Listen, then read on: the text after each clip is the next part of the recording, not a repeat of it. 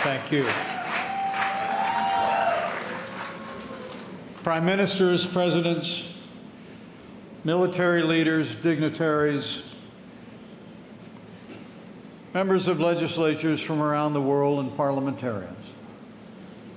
I'm former Vice President Mike Pence, and it is my great honor to be here at the Free Iran World Summit 2024.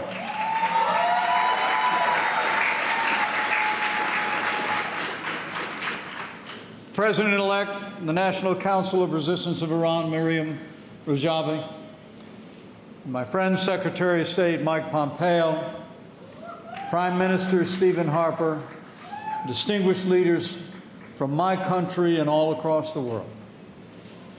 Thank you for standing for a free Iran. It is an honor to be with you all.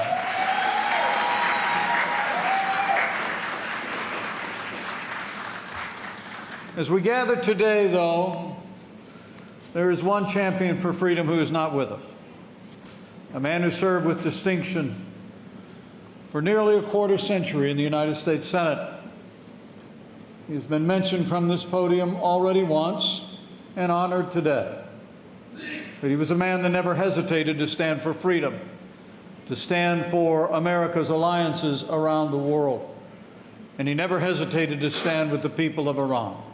And when the day comes when Iran is once again free, we will remember and be grateful for the life and work of Senator Joe Lieberman.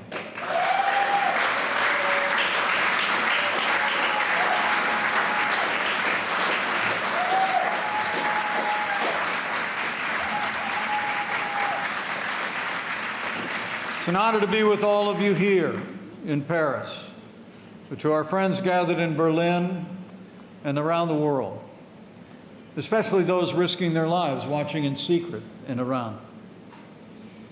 I urge you from the bottom of my heart, keep working, keep fighting. Never stop believing in a free Iran, and never doubt that the freedom-loving American people are with you and support your dream of a secular, democratic Iranian republic.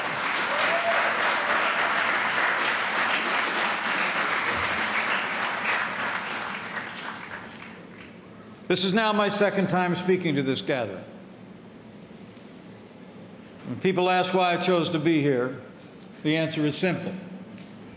I want the world to know that because of all of you, the winds of change are blowing in Iran stronger than ever before.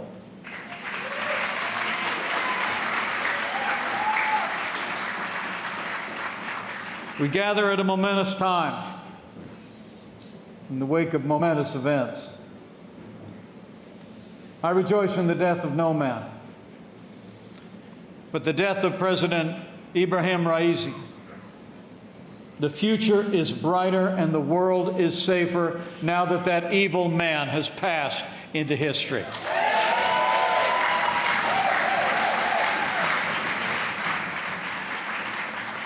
I scarcely need to tell anyone here or those looking on, Raisi was a mass murderer.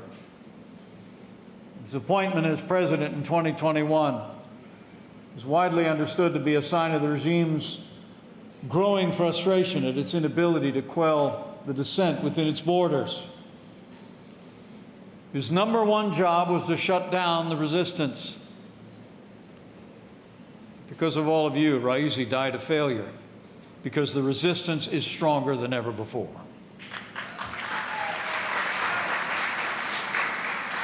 And we gather here just one day after elections were held in Iran, presumably to choose a new president. But it should come as no surprise, as media around the world are reporting, that the election yesterday saw the lowest turnout in the history of Iran since the revolution. The people of Iran know that the election was a sham. They know that they will never have a real choice under the current regime. And they were unwilling to participate in a charade that only intended to legitimize the regime in the eyes of the outside world. This much we know for certain. Whoever is the new president of Iran He will inherit a regime that is weaker, less stable, and more prone to collapse than at any point in history. But we know this: the regime will not go quietly into the night of its own accord. That's why only a tested, organized, and proven resistance can bring about lasting change. A movement that can inspire the people to take action, has a history of standing up to the regime, not compromising. A movement that's willing to sacrifice and pay the price that's needed for freedom. The good news is that movement exists. That movement is the National Council of Resistance of Iran.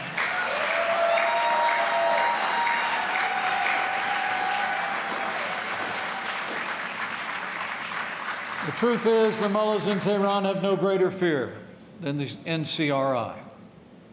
That's why they put Mrs. Rajavi and 100 of the leaders of this movement on phony trials in absentia, hoping to scare a younger generation of heroes, many of whose faces that we just saw on the walls of this gathering.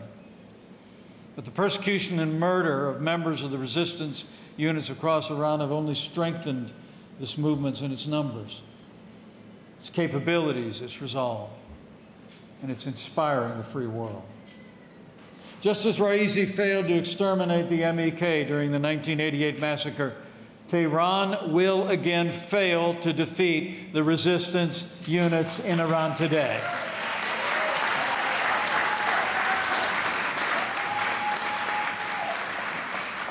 As a former elected leader, as an American citizen, and as a Christian who believes that all people are created in the image of God, the Iranian people have always had a special place in my heart. The American cause, the cause of all democracies, is freedom. And in this cause, we will never be silent. The enduring hope for a free Iran can never be extinguished.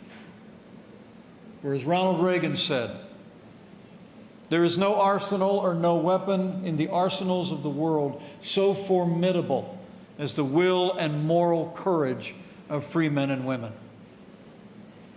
It is clearer to me today than it has ever been before in my 20 years of public service that the people of Iran will someday be free.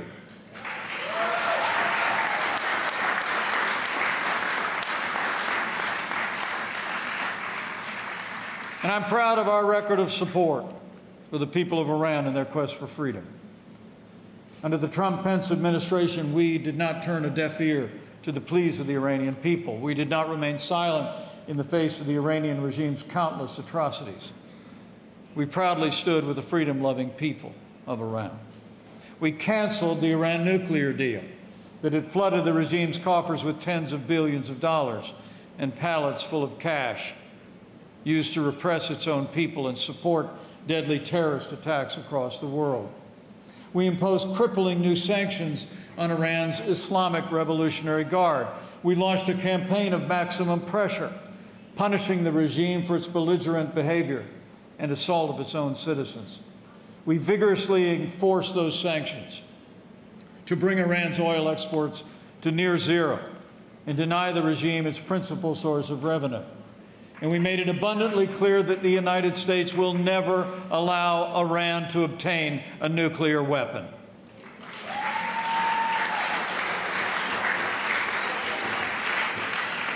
We took all these steps, and we did not hesitate when the time came to stop the world's leading terrorists, and Qasem Soleimani is gone.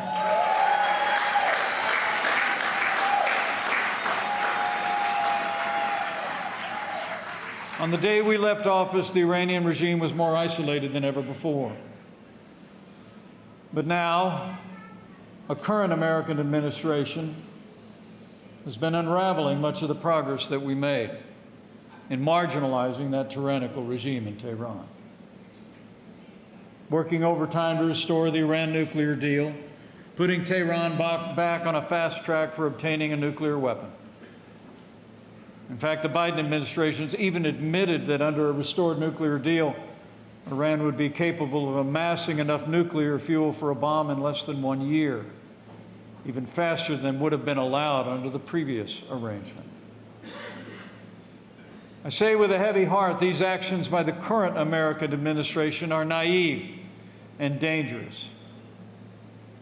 But as the American presidential election unfolds before a watching world, our allies and enemies should know this: whatever the condition of our current American leadership, the American people are strong. The American military is the strongest military in the history of the world. And any nation that wishes us or our allies ill must know, as President Kennedy said, that the American people always stand ready to pay any price, meet any hardship, bear any burden, and support any friend, oppose any foe, to assure the survival and the success of liberty. I promise you.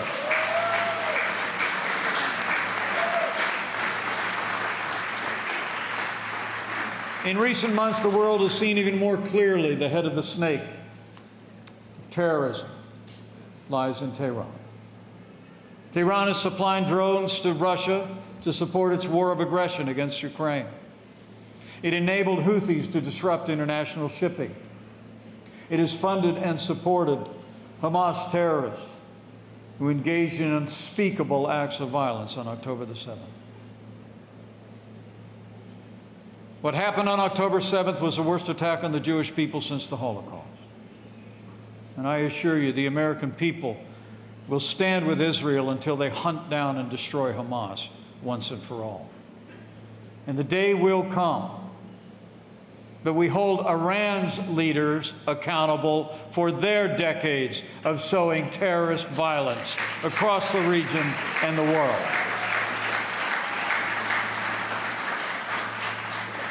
The Iranian regime has never been weaker than it is today. 4 out of 5 Iranians now live below the poverty line. Corruption is at an all-time high. The Iranian people are fed up, and they're ready for change. And they're more united than ever before.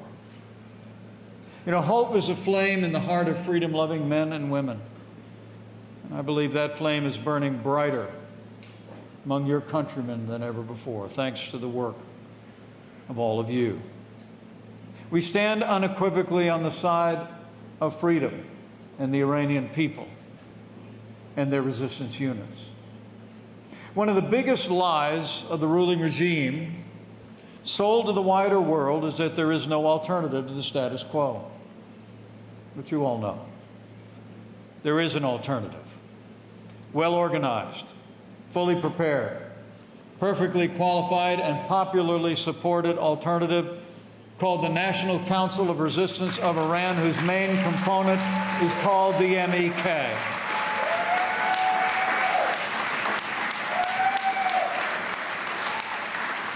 Please join me in thanking Maryam Rajabi for your outstanding leadership, your vision, and your personal courage. You are an inspiration to the world.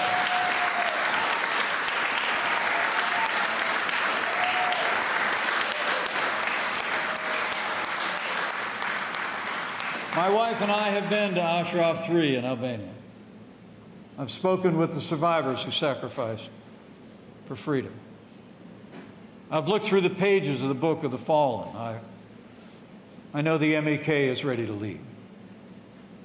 I want the wider world to understand that MEK and the NCRI share the same values that Western nations hold dear. Mrs. Rajavi's 10-point plan for the future of Iran will extend political, social, and economic equality to women. It will allow all citizens to prosper and thrive in a free market economy. And the 10-point plan will ensure the freedom of expression, the freedom of assembly, and guarantee the right of every Iranian to live, to work, to worship according to the dictates of their conscience in freedom.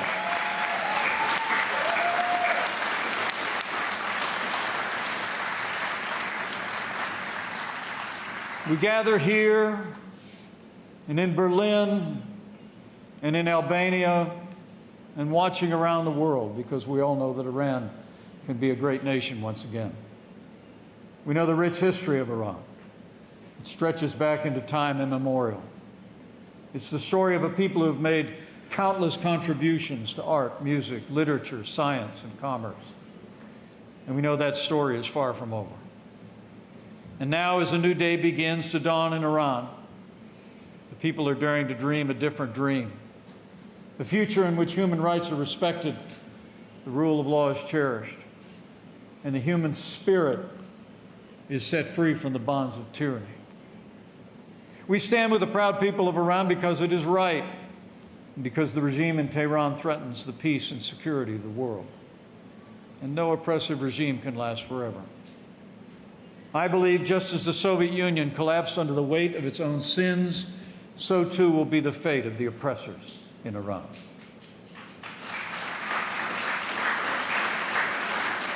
The day will come when the unelected Ayatollahs release their iron-fisted grip on Iran and her people, and a new glorious day will dawn. A bright future will begin, ushering in an era of peace, prosperity, stability, and a spirit of freedom for the good people of your country. You know, in my faith tradition, there's a proverb that reads, "Now the Lord is Spirit, and where the Spirit of the Lord is, there's freedom." And I want to assure you that I and millions of Americans will continue to pray that that day will come soon for the people of Iran. And while it's an honor to be with you again in Paris, I look forward to the day that we will gather together in a free, open, democratic Iran. Thank you. God bless you. God bless the people of Iran and the United States of America.